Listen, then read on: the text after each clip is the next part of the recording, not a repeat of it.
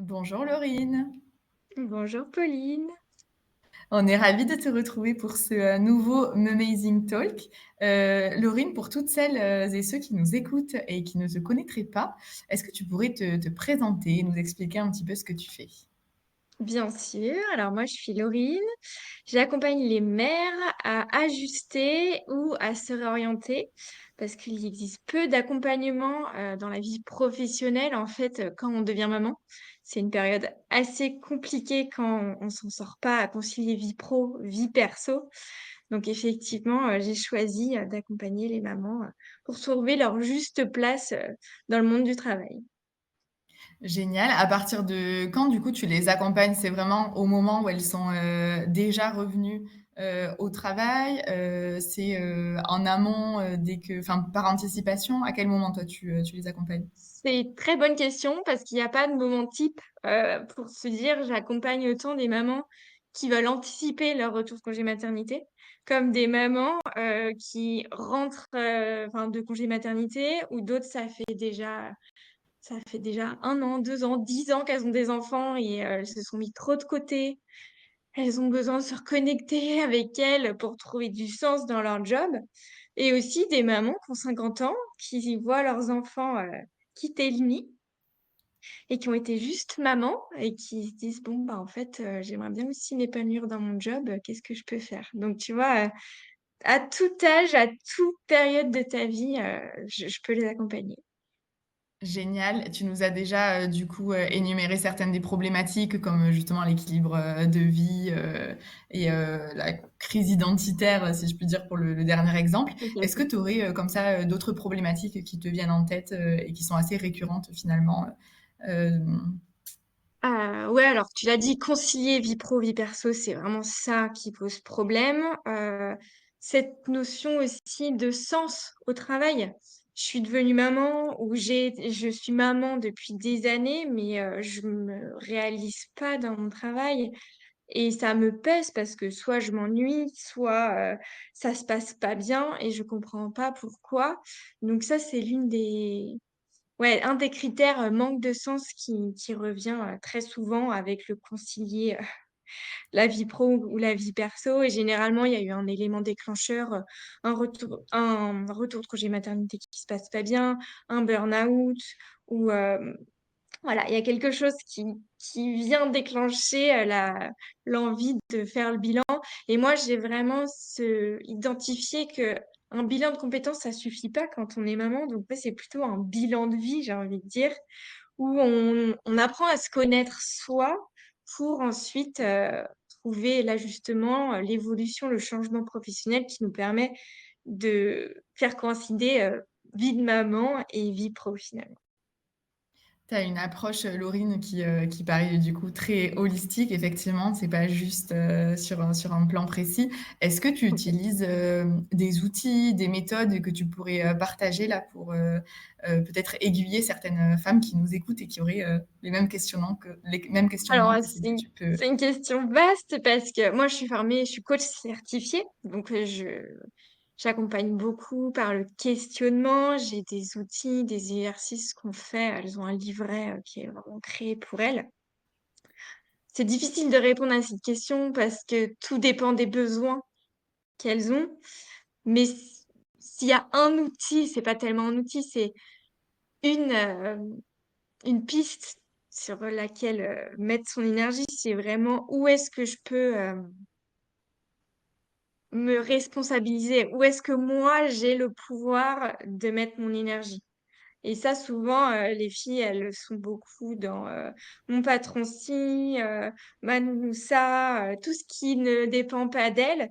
Et en fait, on change complètement de façon de penser dans le bilan de compétences.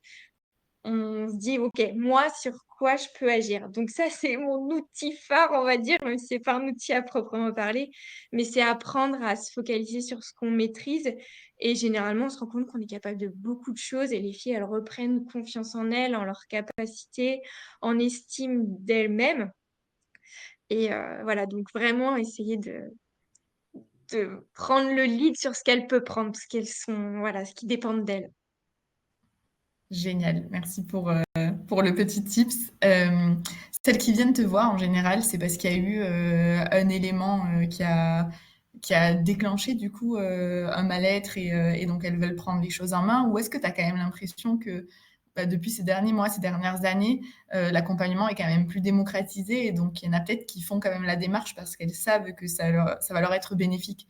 Je te dis ça parce qu'il y a beaucoup d'idées reçues et il y a beaucoup de barrières, de croyances limitantes sur l'accompagnement. Il y en a plein qui pensent qu'elles n'en ont pas besoin ou elles en ont, voilà, elles peuvent avancer seules et elles ont besoin de personne, ou en tout cas elles ne veulent pas l'admettre. Est-ce que ça, il y a quand même un changement de mentalité que tu peux constater?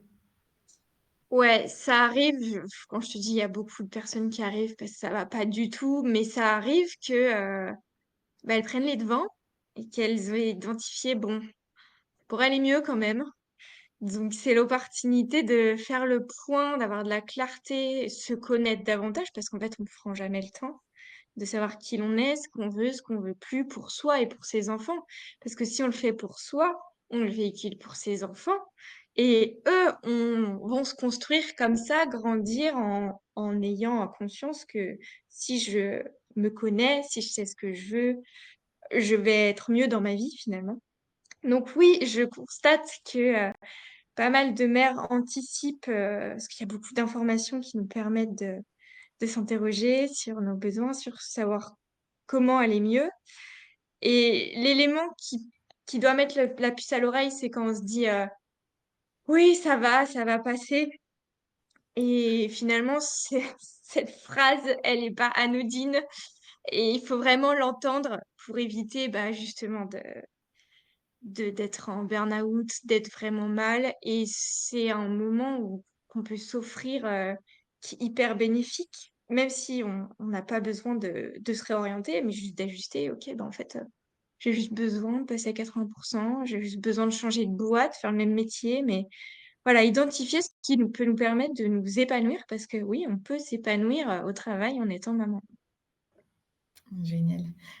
Comment ça se passe, Laurine, une séance avec toi?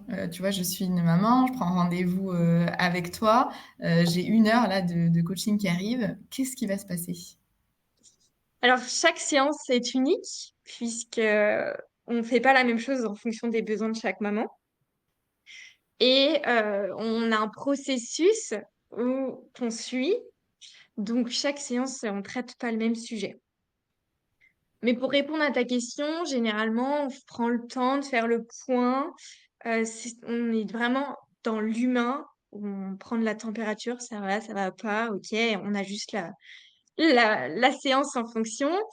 Et on vient travailler sur des sujets qu'elles ont travaillé en amont dans leur livret, qui est vraiment là pour les aider à introspecter, à répondre à leurs questions. Et ensuite, on va creuser dans le vif du sujet pour trouver les pistes qui leur permettront de trouver, d'ajuster leur travail pour qu'ils correspondent à leur vie de maman. Mais tu vois, ça peut être le sujet d'aller débloquer un blocage, d'aller comprendre leurs compétences, d'aller comprendre leurs besoins, leurs limites personnelles aussi, professionnelles. L'idée, c'est de traiter autant le personnel que le professionnel. Et justement, on suit la courbe on parle de soi, la connaissance de soi pour développer son potentiel et après co-construire son projet professionnel et ensuite voler de ses propres ailes pour le futur. Mais voilà, c'est vraiment unique en fonction de chaque maman et de chaque séance. Du sur-mesure et de la personnalisation, on adore. Et de l'humain, Laurine, surtout de l'humain. de l'humain. Laurine, le petit mot de la fin, est-ce que tu pourrais nous raconter justement un changement de vie duquel tu as été témoin, d'une femme que tu as accompagnée, tu vois, un véritable avant-après qui a été particulièrement prometteur?